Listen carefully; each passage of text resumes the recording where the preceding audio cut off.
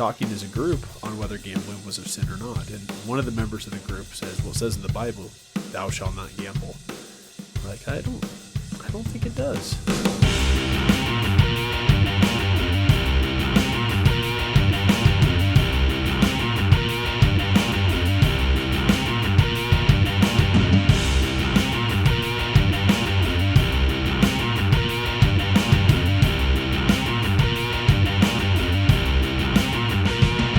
But Jesus, knowing their thoughts, said, why do you think evil in your hearts? That's Matthew 9:4. Welcome to Discipleship Conditioning. My name is Daniel Miller. I'm your host. Excited to be here for this Wednesday. It's been a really busy week, a really fruitful week. God has moved mountains in our lives the month of September and into October, and we are grateful for the things that He has done and manifest in our lives over this last week. So I'm excited to share some of that with you as we move along in this episode and future episodes. And I'm also excited just to share and disciple. Today we're covering the 9th chapter of the book of Matthew. As a reminder, our mission is to bring together Christians who strive to follow the light of God over the darkness of this world, to renew our mindsets through shared experience and discipleship so we can better love the Lord our God, following His commandments. Start off with a story for you. I reference men's group quite a bit. I've been going to the same men's group for about 2 years, I believe. My years seem to run together. I do a really good job of remembering what month something was, but not so much what year it was. But nevertheless, in the spring of whatever year, I want to say February of either last year or the year prior, we talked about gambling as a sin. And it was interesting. If you grow up in certain religions, it's kind of pronounced that gambling's a sin and you should avoid it. But if you go through the Bible, the word gamble or gambling isn't mentioned once in the Bible. And we were talking as a group on whether gambling was a sin or not. And one of the members of the group says, well, it says in the Bible, thou shalt not gamble. We're like, I don't think it does. And so we all did our research and found out that it does not say that, nor even mention the words. But what it did was teach us a deeper lesson on heart issues. And take gambling, for instance. If I gamble away the money that I have set aside for a mortgage because of an uncontrollable nature, well, that's a sin. That's something that is affecting me like an addiction, similar to that of a drug or pornography or whatever the case is. So if I have a gambling problem, I probably shouldn't even consider a casual poker game with close friends. I had a friend just last night, not using gambling as the example, but using sin as the example, mentioned the door cracked open, so to speak, where let's say gambling is your issue. It wouldn't be wise to sit in a room with the door cracked open because you'll hear what's going on in the next room. Next thing you know, you're right up against the door. And a little after that, your ear is in the opening of the door. Then you're peeking in the door. Then all of a sudden you're opening the door so you can get half of your body through and trying to see what's going on. Next thing you know, you're on the other side of the door and you're amidst in sin. And sin is so interesting because it can be so many different things for so many different people. And for me, as I've mentioned before, I think of it most as idolship. For me, I don't have a problem with gambling. I don't. And so for me, I can use a situation like a neighborhood poker game as an opportunity to glorify God in a way that someone else couldn't. In fact, I do. I have a group of friends that I've known for well over a decade, close to 2 decades at this point. And over usually 2 different houses, they will have poker tournaments that will go for about 3 or 4 months and then have like an end of season tournament sort of thing.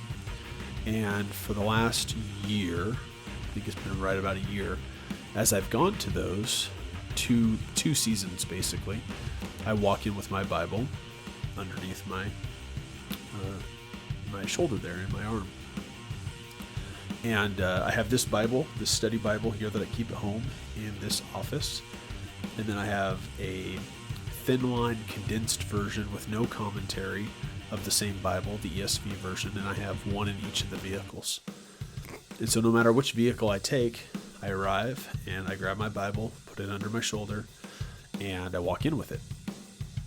Sometimes I open it up and read it. Sometimes I'll ask someone about a verse, what their favorite verse is, those sorts of things. But I think everyone listening would be really surprised at how often it's led to really fruitful conversation. And there's no doubt about it, if I had not have brought the Bible in with me, it wouldn't have turned out that way. And, my mindset, as I'm communicating with you, surrounded by technology, if I can take my smartphone with me, I sure as well can take my Bible with me. And that has grown from just a poker thing to really an everything. In fact, it kind of started as a 30-day challenge. I decided that I was going to take my Bible everywhere I took my smartphone. And then at the end of that month, I had a poker game. And that was the first instance that I was really challenged, like, oh, am I going to take it here? And I knew as soon as I thought those words that, yeah, I was taking it there, because otherwise I had no business being there if I wasn't willing to take my Bible with me. And, I could provide instances of sin that I do struggle with in areas where I have complete avoidance. I talk about that in some of the earliest episodes. And so, Bible or no Bible, I choose to just avoid those areas. Maybe one day I'll be at a level of maturity that I can put the Bible under my arm and I can go to those areas the way I do with poker. But I'm not there currently, and it's just in everyone's best interest that I avoid those areas. And so I do. And so I'm certainly not suggesting that if gambling is an issue for you that you should take these practices into play, but maybe I'm challenging you. Maybe I'm challenging you to your own 30-day challenge that will hopefully turn into like a 60-day and a 6-month and just a normal thing like it did for me. I would assume you have a smartphone.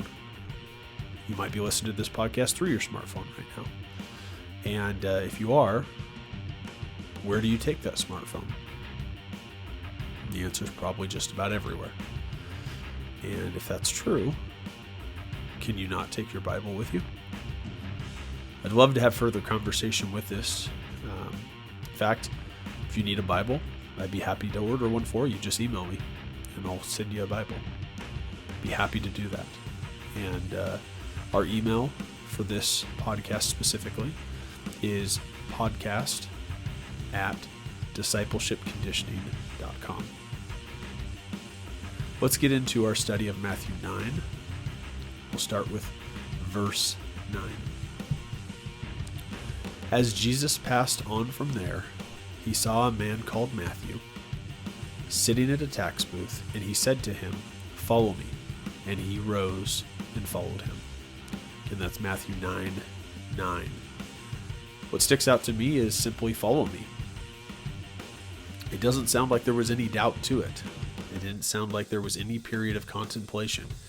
It was Jesus calling one of his disciples to be out, asking them to follow him, and he said, okay. Grabbed perhaps a few belongings and left the tax booth and followed him. Matthew 8 and Matthew 9 really challenge my faith because there are so many instances, as we'll talk about, and as we talked about last week, where people just believed, so much more so than the majority of people believe today. And they just did. There was no questions asked. Let the dead bury their dead. We talked about that last week or the week before. It's just fascinating to me how in this book of Matthew it's depicted over and over again, that level of faith. It's so inspiring. I love how little doubt there is for these individuals to follow and to just believe in healing and believe in Jesus. I kind of equated it's perhaps a silly example, although our marriages are built off the foundation of Jesus and the church, so maybe not too far-fetched of an example. but I'm reminded of when I married my wife. And prior to meeting my wife, I was one of those individuals that would probably roll their eyes if you told me that you were married in 6 months or even less than a year. But I married my wife less than a year after meeting her. And when you know, you know. And my experience with Jesus is very similar. Tried it my way a whole bunch of times. It didn't work. But when I found Jesus, I knew that this is a lifetime endeavor, and this is the right path. Next verses that we'll cover are from Matthew 9, verses 10 through 13.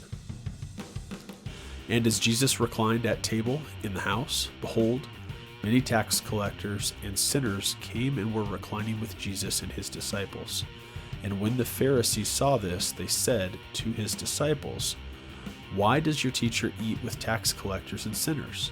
But when he heard it, he said, "Those who are well have no need of a physician, but those who are sick. Go and learn what this means. I desire mercy, not sacrifice. For I came not to call the righteous, but sinners." Again, that's Matthew 9, 10 through 13. This is profound, and we could do an entire Bible study on these 4 verses here. The first part that sticks out to me in our brief discussion here in podcast format is Jesus reclined at table in a house. I don't know about you, but if I'm going to recline somewhere, I'm probably pretty comfortable. And so here he was at his local poker game, if you will, with tax collectors and sinners, and he's comfortable in that environment. Next part is they said to his disciples. It almost sounds in reading this that there was a level of gossip occurring. Even though Jesus was proximal to them, they were talking to the disciples, not to Jesus. In fact, earlier in the chapter, it talks about where he knew his thoughts, he heard his thoughts, and he announced to him. So it wouldn't have mattered if he was proximal or not. Jesus knows what the Pharisees are thinking and what they're saying in that moment in time. But Jesus answers them. And he answers them, "Those who are well have no need of a physician, but those who are sick. Go and learn what this means. I desire mercy and not sacrifice, for I came not to call the righteous, but sinners." Jesus answered that. It doesn't mention whether the disciples had a partial answer before Jesus interjected, but it does say that Jesus answered them. This reminds me of gossip. In fact, on Sunday at church, our pastor there introduced a definition of gossip that he'd learned from one of his mentors, one of his old college professors. And I think it's a really good definition that we should pass forth. And it's not so much a definition as it is sort of a check mark, I suppose. I'm not thinking of the most eloquent way to state that at the moment in time. But basically, there's 2 things. Are you part of the problem? And the second thing, are you part of the solution? And if the answer to those 2 questions is no, and you still choose to talk about it, that's gossip. And I really like that definition. Here the Pharisees are sort of announcing and questioning the disciples something that they're not a part of from a problem standpoint, which it wasn't a problem to begin with, as well as a solution standpoint. So they're essentially gossiping behind Jesus, and Jesus interjects directly to them. Like most families, especially big families, my family has a problem with gossip. I see it all the time, and I really need to bring up verses like this to do my best to combat it and find out what truly is at our heart with this, and why we feel the need to talk about things that we're not a part of from a problem or a solution standpoint. And I'm very thankful for the passing of that definition downward on Sunday so I can share it with you and really marinate on it as I move forward and try to have the healthiest relationships with family members and friends that I possibly can. So please, that definition, those sets of 2 questions did not come from me, but please pass it onward, because I think it is a good way of determining what is gossip. And the last thing for this section here is go and learn what this means. Here specifically, we have Jesus saying to the Pharisees, and I believe directly to us as well, go and learn what this means. So what does it mean when he says, those who are well have no need for a physician, but those who are sick? Well, in the most literal terms, if you're healthy, you don't go to the doctor, right? You go to the doctor when you're sick. He says, I desire mercy, not sacrifice. Sacrifices occurred in the Old Testament. He desires mercy. He's here to help. For I came not to call the righteous, but sinners. Now, there's a lot of irony in that for me, because we're all sinners. So even though he's pointing out to the Pharisees who saw themselves as righteous, even though they weren't, he's saying, I'm not here for you. I'm here for the people who are sinners by even your definition. Now, the irony there is he was there for them. He's there for everyone. But there has to be a level of understanding that we need him, right? There was a period of my life where I don't think I ever would have told you that I don't need Jesus, but I certainly acted that way, as if I didn't need Jesus. And there was a specific period of time in my life where it was a stark contrast, where I practically yelled out that I need him. And we all have to get to that point some point in our lives, whether you're 5 years old or 105 years old. We all have to get to that point to where we emphatically accept Jesus as Lord and Savior. We take our free will and we select yes. Matthew 9:18. While he was saying these things to them, behold, a ruler came in and knelt before him, saying, My daughter has just died, but come and lay your hand on her, and she will live. And she will live is the part that sticks out to me, and it's actually going to tie in with 2 verses later in the profoundness of the faith. So let me just jump forward to that. Matthew 9:20 through 21. And behold, a woman who had suffered from a discharge of blood for 12 years came up behind him and touched the fringe of his garment. For she said to herself, If I only touch his garment, I will be made well. I will be made well. What profound faith is this? Again, Matthew 8 and 9, specifically for me, are really screaming out depth of faith. I mean, you have a king, or a ruler, it says, pardon me, not a king, but it says a ruler. Perhaps some translations say king, I'm not sure. But a ruler that came in, and he just had the ultimate belief that if Jesus laid his hand on her, she would be fine. And then a woman who believed, if I can just barely touch the fringe of his garment, I will be made well. Now, we see here that it was their faith that made them well, as it's stated throughout this chapter. But how do we get to that level of faith? Are we to that level of faith already? Are we letting too much secular influence come in and tell us that we're crazy, and that if we don't believe everything science tells us and everything society tells us, that we're a wacko? I don't know, maybe.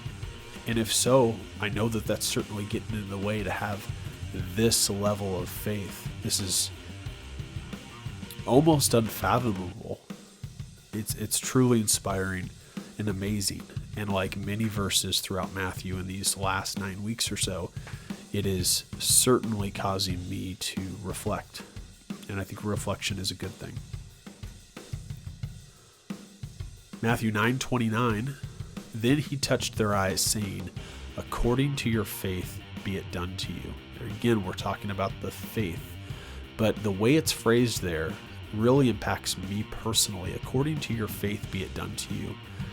There's another section of scripture that says, Something along the lines, I'm paraphrasing dramatically here, but those who can be trusted with little can be trusted with a lot. Here it's saying, according to your faith, be it done to you. And I know this is a specific example with two men who were blind, but the statement really barks out at me. According to your faith, be it done to you. I think it goes along with that free will. We have the choice to say yes and have faith, or the choice to say no and live our lives the way we see fit. And according to our level of faith, regardless of what choice we make, be it done to you. And spend eternity with God or eternity in the lake of fire. According to your faith, be it done to you. Matthew 9:36 through 38. When he saw the crowds, he had compassion for them, because they were harassed and helpless, like sheep without a shepherd. Then he said to his disciples, the harvest is plentiful, but the laborers are few. Therefore pray earnestly to the Lord of the harvest to send out laborers into his harvest. That's Matthew 9:36 through 38. Sheep without a shepherd. I think we've all been lost, right? We've all been those sheep seemingly without a shepherd. Maybe we're in the midst of selecting yes or no with our free will, and we're just simply lost. But once you select yes, it's now time to disciple. We're called to disciple because there are a lot of lost sheep out there. As I've mentioned many time and time again, if you're not a part of a men's group or a women's group, please find one. If you're not discipling someone, please find someone. If you need discipled, please find someone. And if you can't on any of those levels, email us, and we would love to disciple you. We would love to be discipled by you, for that matter. The last part, the harvest is plentiful, but the laborers are few. There is such an opportunity. The harvest is plentiful. There are opportunities out there galore. A vast array of opportunity. How can we be a ray of light in that opportunity to show people what it's like to be a Christian and to point people in the right direction to follow Jesus? I believe that's what Matthew 9 is calling us to do. I believe many sections of the gospel in the Bible are calling us to that, but here I think it's directly pointed. As we've mentioned time and time again, we are self-sponsored. BiblicalAnatomy.com is our new website. We actually own 4 websites, and they all are pointed towards the same area. In fact, if you type in BiblicalAnatomy.com, it'll actually take you to AraratPhysiology.com, which is our old domain, and sometime in the next few weeks or so, that'll be changing. But regardless of which of our websites you enter in your search bar, it'll take you to the same spot. So we're transitioning, as we have been, from Ararat Physiology to Biblical Anatomy Academy.